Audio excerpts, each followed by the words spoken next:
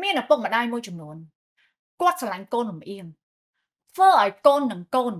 មិនចុះសម្រុងគ្នាអន់ចិត្តខឹងគ្នាទៅវិញទៅមកហើយពេលខ្លះដល់ថ្នាក់គុំគ្នាទៀតឪពុកម្ដាយខ្លះគាត់ឲ្យតម្លៃកូនទៅលើសម្រស់លើសមត្ថភាព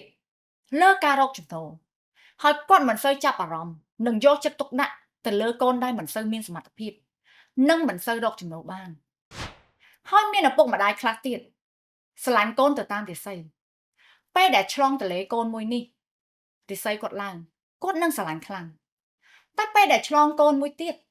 ធ្វើឲ្យរាសីគាត់រៀងធ្លាក់គាត់គិតថាកូននាំសយតែវាអយុត្តិធម៌សម្រាប់កូនណាស់បើគិតឲ្យមែនតែនទៅឪពុកម្ដាយ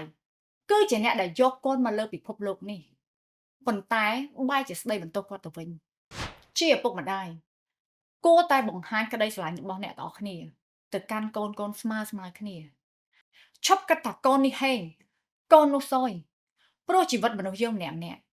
តែងតែមានឡើងនិងមានចុះមិនអាចឡើងរហូតនោះទេហើយក៏មិនអាចចុះរហូតដែរ